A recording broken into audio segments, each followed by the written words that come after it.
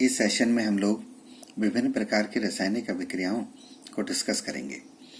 इसमें पहली रासायनिक अभिक्रिया है योगात्मक अभिक्रियाएं। इन अभिक्रियाओं में दो या दो से अधिक पदार्थ आपस में संयोग करके केवल एक पदार्थ बनाते हैं। जैसे अमोनिया और HCl ने आपस में संयोग करके अमोनियम क्लोराइड बनाया, इसलिए यह अभिक्रिया योगात्मक अभिक्रिया का उदाहरण है। इसी प्रकार कार्बन और ऑक्सीजन भी आपस में अभिक्रिया करके केवल एक पदार्थ कार्बन डाइऑक्साइड बना रहे हैं। तो वे अभिक्रियाएं जिनमें दो या दो से अधिक पदार्थ आपस में संयोग करके केवल एक पदार्थ बनाएं, उन्हें हम योगात्मक अभिक्रियाएं कहते हैं। दूसरी अभिक्रिया प्रतिस्थापन अभिक्रिया। इस अभिक्रिया में किसी यौगिक के एक परमाणु या समूह के स्थान पर दूसरा परमाणु या समूह आ जाता है। जैसे इस उदाहरण में जिंक ने सल्फ्यूरिक अम्ल में से हाइड्रोजन को प्रतिस्थापित कर दिया है, इसलिए यह उदाहरण प्रतिस्थापन अभिक्रिया का उदाहरण है। अर्थात वे अभिक्रियाएं जिनमें किसी यौगिक के एक परमाणु या समूह के स्थान पर कोई दूसरा परमाणु या समूह आ जाए, उसे प्रतिस्थापन अभिक्रिया कहते हैं। तीसरा उदाहरण है हमारा अपघटन अभिक्रिया। इस प्रकार की अभिक्रिया में एक यौगिक दो या दो से अधिक छोटे अणुओं या परमाणुओं में स्थायी रूप से विभक्त हो जाता है। इन्हें विभक्त करने के लिए हम ऊष्मा, सूर्य का प्रकाश या विद्युत की सहायता लेते हैं। इसलिए अपघटन अभिक्रिया तीन अलग अलग प्रकार से हो सकती है। जैसे प्रथम उदाहरण में कैल्शियम कार्बोनेट ऊष्मा की उपस्थिति में दो छोटे अणुओं में विभक्त हो गया। दूसरे उदाहरण में सिल्वर ब्रोमाइड का अपघटन होने के लिए सूर्य के प्रकाश की आवश्यकता पड़ी। और तीसरे उदाहरण में जल का एक अणु विद्युत की उपस्थिति में अपघटित हो रहा है। चौथी अभिक्रिया है उभय अपघटन। इस प्रकार की अभिक्रिया में यौगिकों के आयनों या अवयवों की अदला बदली हो जाती है।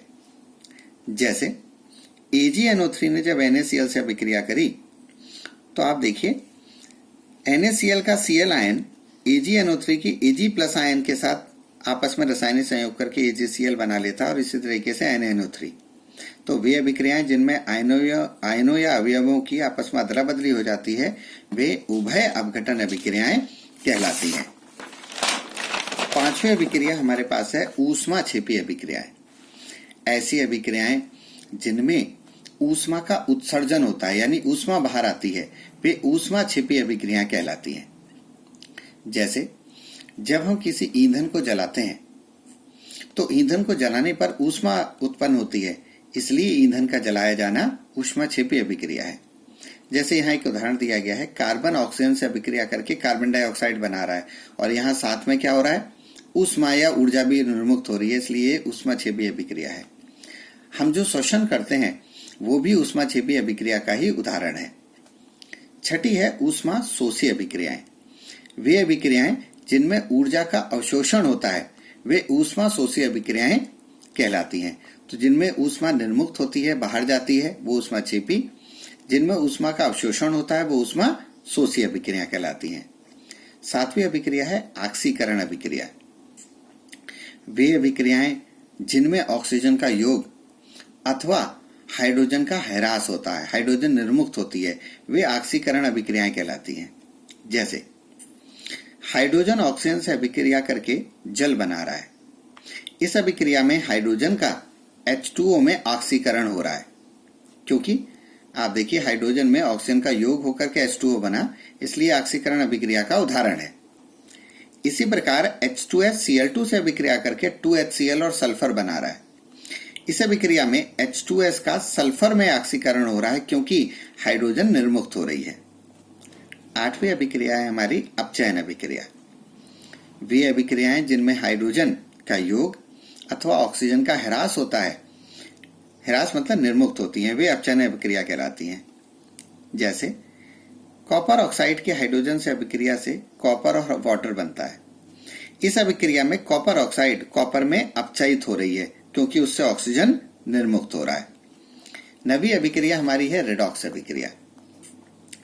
वे अभिक्रियाएं जिनमें ऑक्सीकरण और अपचयन दोनों हो। इनमें ऑक्सीकरण भी होगा, एक पदार्थ ऑक्सीकृत होगा, दूसरा अपचयित होगा। ऐसी अभिक्रियाओं को हम रेडॉक्स अभिक्रिया कहते हैं। जैसे कॉपर ऑक्साइड हाइड्रोजन से अभिक्रिया करके कॉपर और जल बना रहा है।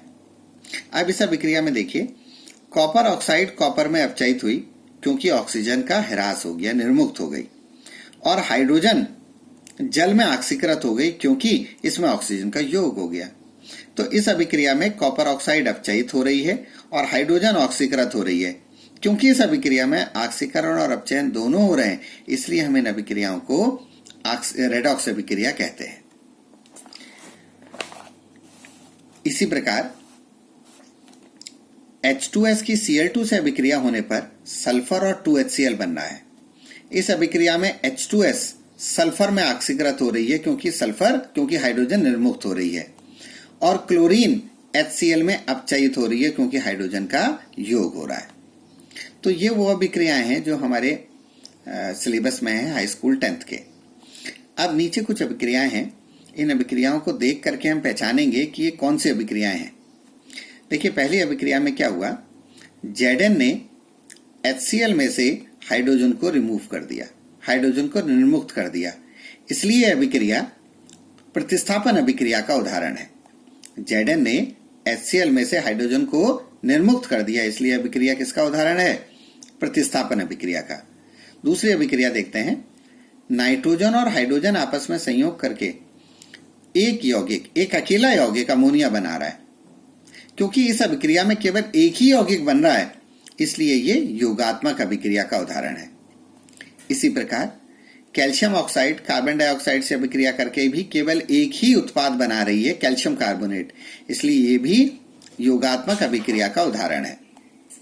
चौथी अभिक्रिया में AgNO3 KCl के साथ अभिक्रिया करके AgCl और KNO3 बना रही है।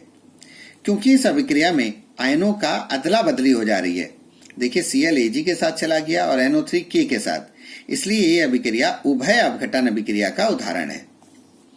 KNO3 KNO2 और O2 में विभक्त हो रही है, एक यौगिक है ना, दो छोटे यौगिकों में परिवर्तित हो रहा है, इसलिए यह अभिक्रिया अपघटन अभिक्रिया का उदाहरण है। और छठे उदाहरण में कार्बन मोनोऑक्साइड और ऑक्सीजन आपस में अभिक्रिया करके कार्बन डाइऑक्साइड बना रहे हैं। इसमें दो यौगिक आपस में मिलकर के, दो अणु आपस में मिलकर के एक अकेला यौगिक बना रहे हैं, इसलिए ये योगात्मक अभिक्रिया का उदाहरण है। किसका उदाहरण है ये, योगात्मक अभिक्रिया का। तो इस प्रकार हमने विभिन्न रासायनिक अभिक्रियाओं को आपस में समझा, उनके अंतर को समझा